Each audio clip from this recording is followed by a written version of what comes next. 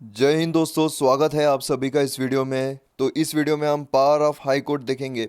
हमने supreme court cover कर लिया है, पार्लियामेंट कवर कर लिया है। जो लक्ष्मीकांत किताब है उसका हमने जो बहुत बड़ा सा पार्ट है वो हमने ऑलरेडी कवर कर लिया है। अब जो स्टेट का पार्ट आता है, स्टेट लेजिस्लेचर, गवर्नर्स, तो ये हम पैरेलल चलेंगे, कंपेयर करके चलेंगे तो हमारा जल्दी जल्दी हो जाएगा। तो इस तरीके से जो एक मेजर पार्ट है लक्ष्मीकांत किताब का वो हमने ऑलरेडी कवर कर लिया है। अब यहाँ पर हाई कोर्ट के बारे में हम पावर ऑफ हाई कोर्ट जानते हैं, छोटा सा चैप्टर रहेगा। तो आप मुझे फेसबुक पर फॉलो कर सकते हो मयूर मोगरे इस नाम से, और इंस्टाग्राम पर भी फॉलो कर सकते हो। कोई भी क्वेरीज हो तो आप फेसबुक पर भी मैसेज कर सकते हो, इंस्टाग्राम पर भी मैसेज कर सकते हो।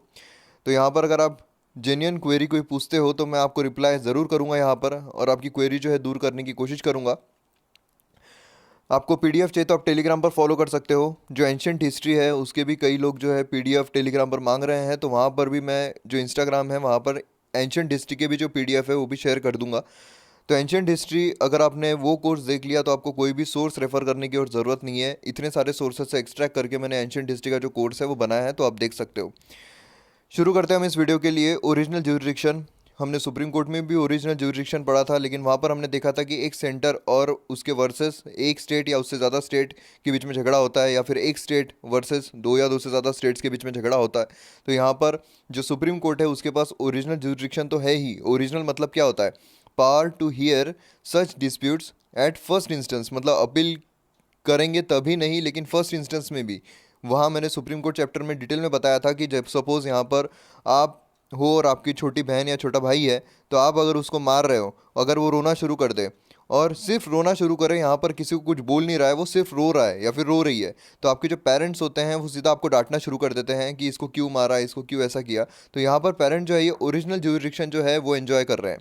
अब अगर यहाँ पर ये जो आपका छोटा भाई या छोटी बहन है वो रोते रोते अगर अपील करता है पेरेंट्स को कि इसने मुझे मारा, उसके बाद अगर आपके पेरेंट्स रिएक्ट करते हैं, वो हो गया एपेलेट ज्यूरिडिक्शन। तो ये फ़र्क है ओरिजिनल और एपेलेट ज्यूरिडिक्शन में।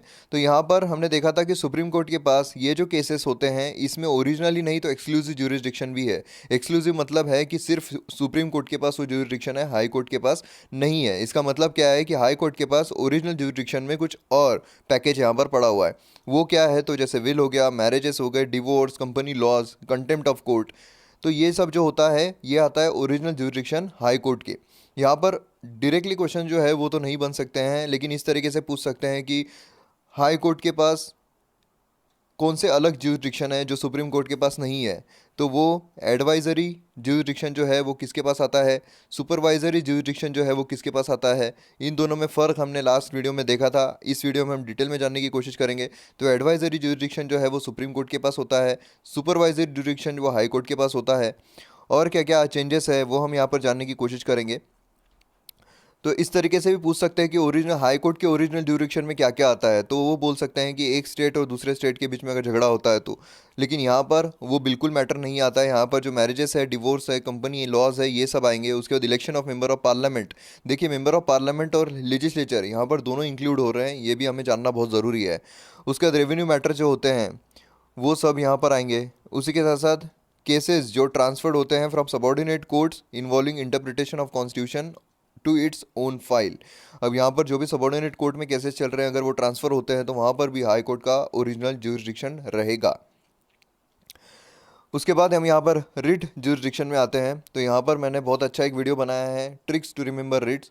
तो वहाँ पर आप प्लेलिस्ट पर जाकर देख सकते हो ट्रिक्स टू रिमेंबर रिट्स, या फिर आप सर्च भी कर सकते हो सीधा tricks to remember writs by Mayur Mogre, या फिर जो डिस्क्रिप्शन है उसमें मैं लिंक दे दूंगा, या फिर आप यहाँ पर जो राइट हैंड साइड कॉर्नर पर यहाँ पर भी जो लिंक आ रही है वो आप देख सकते हो क्लिक करके। वहाँ पर मैंने किस तरीके से रिमेंबर करना है ये सारे जो रिट्स है वो मैंने आपको बताया है उस वीडियो में। अब यहाँ पर सुप्रीम कोर्ट के पास ओरिजिनल ज्यूरिडिक्शन होती है जो रिट ज्यूरिडिक्शन है उसके लिए, लेकिन ये एक्सक्लूसिव नहीं होती है, क्योंकि हाई कोर्ट के पास भी इसका ज्यूरिडिक्शन है आर्टिकल 226 के हिसाब से।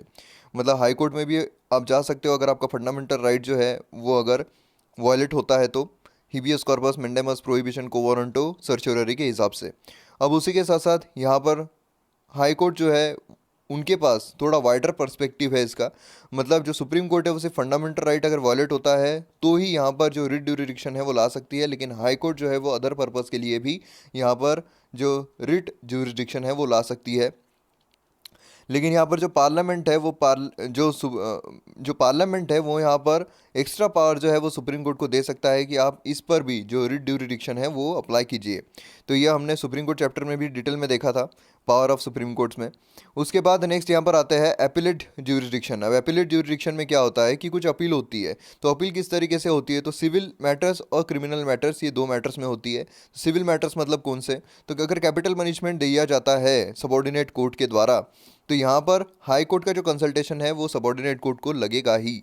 मतलब कोई भी अगर सबॉर्डिनेट कोर्ट है, अगर उसने कैपिटल पनिशमेंट दे दिया, कैपिटल पनिशमेंट मतलब क्या होता है कि अगर मौत की सज़ा सुनाई गई तो वहाँ पर हाई कोर्ट का कंसल्टेशन लगेगा ही। उसी के साथ साथ अगर जेल भेजते हैं मोर देन 7 ईयर, 7 सालों से ज़्यादा अगर यहाँ पर जेल में भेजा जाता है, तो भी यहाँ पर एपिलेट ज्यूरिडिक्शन के द्वारा हाई कोर्ट में वो जा सकते हैं। अब यहाँ पर क्रिमिनल मैटर्स में आते हैं। फर्स्ट अपील जो होता है वो दोनों लॉज और फैक्ट पर अपील कर सकते हैं, फर्स्ट अपील जो होती है। लेकिन जो सेकंड अपील होगी वो सिर्फ लॉ के बेसिस पर होगी, वहाँ कोई फैक्ट नहीं आएगा। तो इस तरीके से दो मैटर्स होते हैं, सिविल एंड क्रिमिनल।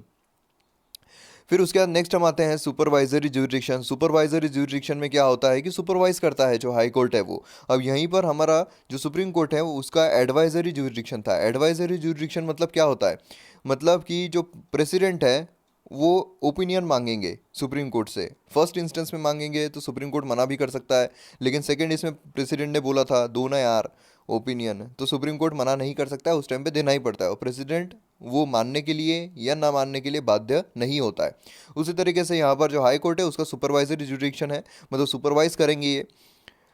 अब यहाँ पर सारे कोर्ट्स के लिए होता है, ट्रिब्यूनल के लिए होता है जो उनके ज्यूरिडिक्शन में आता है, टेरिटोरियल ज्यूरिडिक्शन में आता है।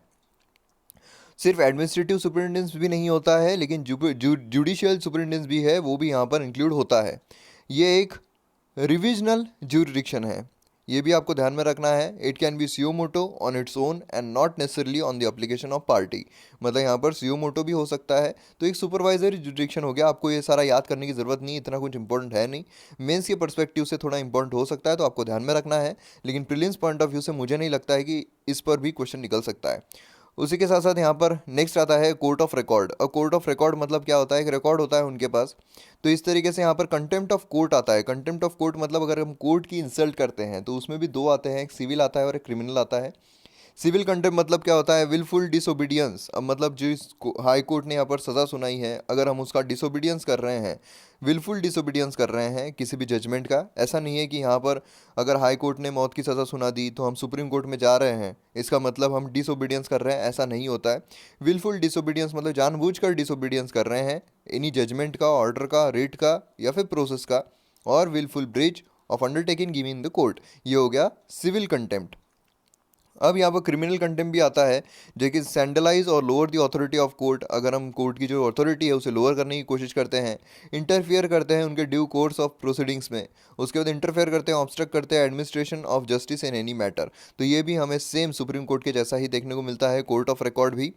अब लास्ट में जो कंट्रोल ओवर सबॉर्डिनेट कोर्ट्स आते हैं, तो कंट्रोल किस तरीके से करते हैं, it is consulted by the governor in the matter of appointment, posting and promotion of district जजेस। जो भी डिस्ट्रिक्ट जजेस होते हैं उनका किस तरीके से अपॉइंटमेंट करना है, प्रमोशन करना है, पोस्टिंग करना है।